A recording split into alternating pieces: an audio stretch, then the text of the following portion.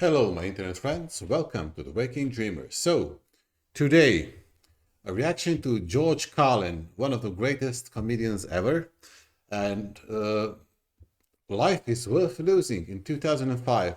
This was actually approximately 3 or 4 years before he passed away, right? I think it was 2008 or 2009. He had a heart attack. I'm not sure, but that's around the era. So I'm sure everyone is familiar with him. Uh, he has had interesting arguments against religion, against politics, American foreign policy politics. He's been a vocal critic of the Gulf War, of the Vietnam War. So I am interested in this as in anything by George Carlin. As we go, I'll be commenting if I find it interesting to comment, or if not, I'll just go along for the ride like the rest of you. So let's start, folks. George Carlin, Life is Worth Losing. Say what you want about America, land of the free, home of the brave. We got some dumbass motherfuckers floating around this country. Dumbass motherfuckers, you know? Yeah. We got them in Europe too. Now, obviously, that doesn't include this audience. I understand that. You seem intelligent and perceptive, but the rest of them, holy jumping fucking shitballs. Dumber than a second coat of paint. And this ain't just ranting and raving. This ain't just blowing off steam. I got a little evidence to support my claim. It just seems to me,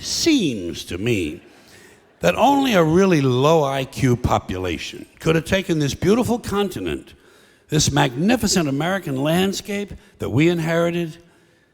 Well, actually, we stole it from the Mexicans and the Indians, but hey, it was nice when we stole it. It looked pretty good. It was pristine. Paradise.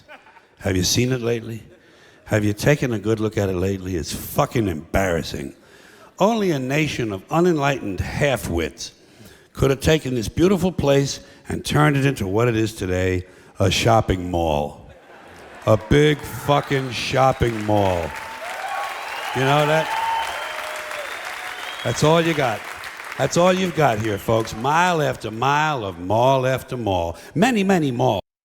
It's like that in Europe too, and I suspect the rest of the world that is catching up with United States. I imagine it's like that in Japan and Australia, or when the quality of life increases, so does the modern influences of consumerism. It's a price we all pay. But he's absolutely right. Major malls and mini malls. They put the mini malls in between the major malls. And in between the mini malls, they put the mini marts. And in between the mini marts, you got the car lots, gas stations, muffler shops, laundromats, cheap hotels, fast food joints, strip clubs, and dirty bookstores. America the Beautiful, one big transcontinental commercial cesspool. And how do the people feel about all this? How do the people feel about living in a coast-to-coast shopping mall? Well, they think it's just fucking dandy.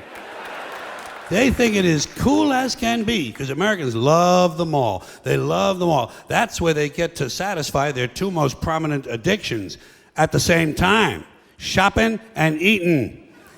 Millions of semi-conscious Americans, day after day, shuffling through the malls, shopping and eating, especially eating. Americans love to eat. They are fatally attracted to the slow death of fast food.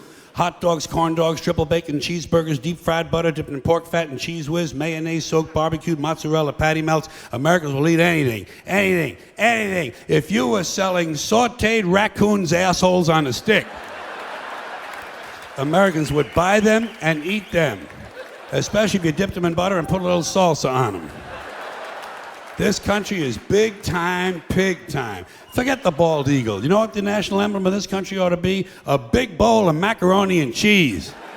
A big bowl, because everything in this country is king size. King size, extra large, and super jumbo, especially the fucking people. Have you...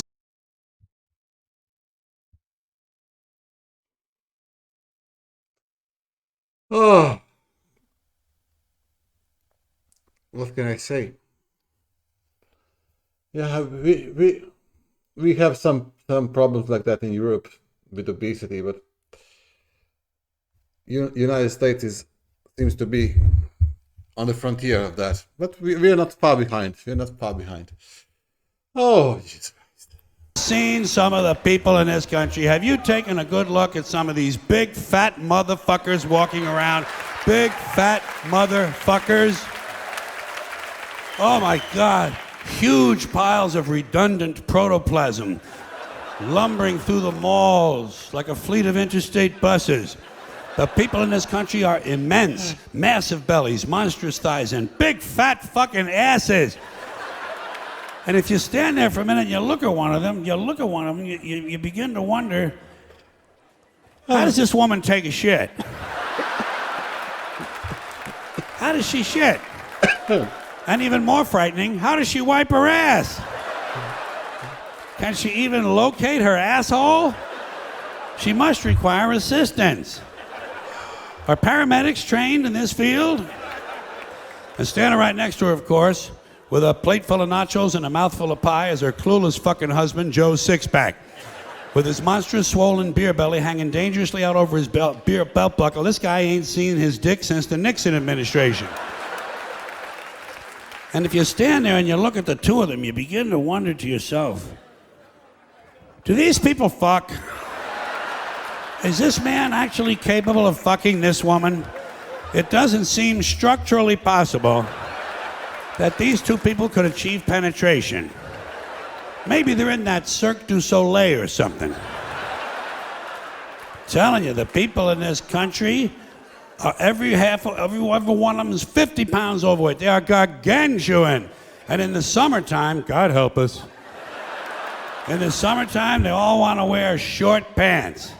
Jesus, Lord, protector of all that is good and holy, deliver me from fat people in short pants. They all got short pants, big bellies, fat thighs, and dumb kids. Short pants, big bellies, fat thighs, and dumb kids. Every one of them's got two dumb-ass kids with them. And the whole family is wearing T-shirts, and every one of them's got the same T-shirt. I'm with stupid. Apparently in this country, the stupids are an extended family. And besides wearing them T-shirts, everyone in the family's got on a backpack. They got a backpack strapped to their back so they can carry around lots of stupid shit. And the reason they got to carry their stupid shit strapped to their backs is because their hands must remain free at all times to hold food. And to get that food up to the mouth where it gets shoveled in with all the rest of the disgusting shit they ate that day. And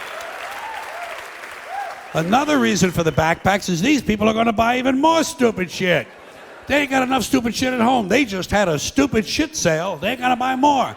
They're going to go out in the parking lot and stuff this stuff into the big, fat, ugly, oversized SUV that's got plenty of room in it. Plenty of room in it for stupid shit and lots of room left over for these big, fat, ugly motherfuckers to get them home. Stopping, of course, for jelly roll and fried dough.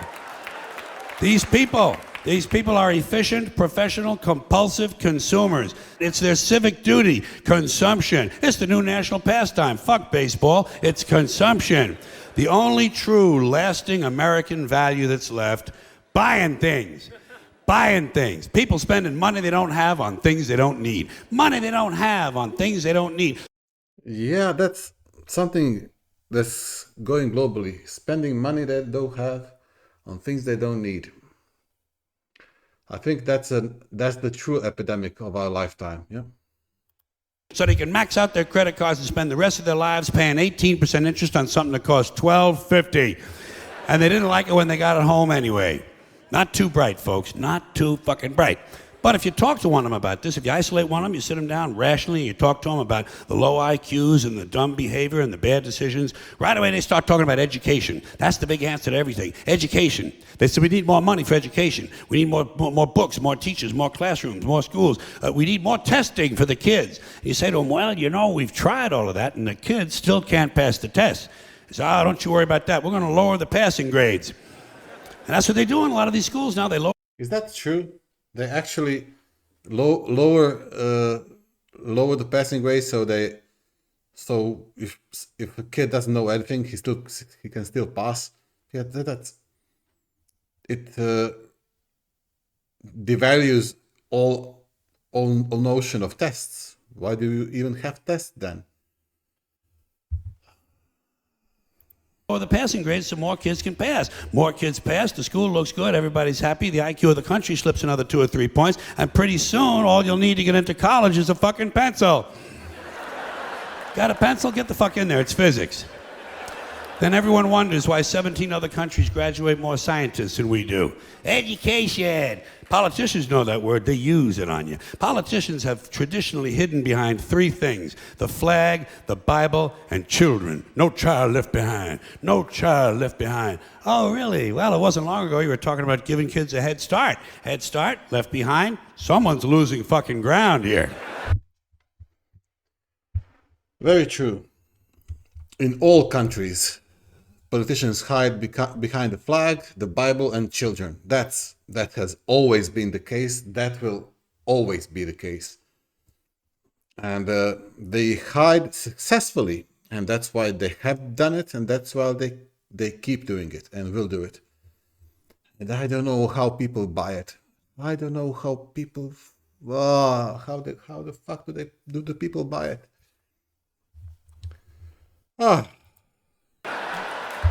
But there's a reason. There's a reason. There's a reason for this. There's a reason education sucks, and it's the same reason that it will never, ever, ever be fixed. It's never going to get any better. Don't look for it. Be happy with what you got.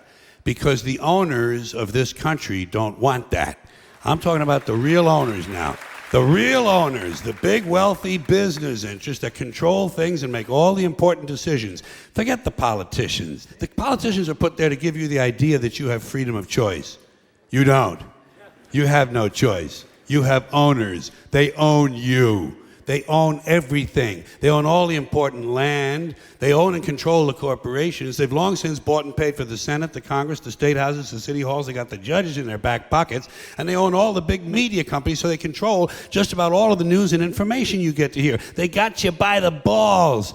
They spend billions of dollars every year lobbying to get what they want. Well, we know what they want. They want more for themselves and less for everybody else. But I'll tell you what they don't want. They don't want a population of citizens capable of critical thinking. They don't want well-informed, well-educated people capable of critical thinking. They're not interested in that. That doesn't help them. George wasn't a comedian. He was a philosopher and a thinker who just happened to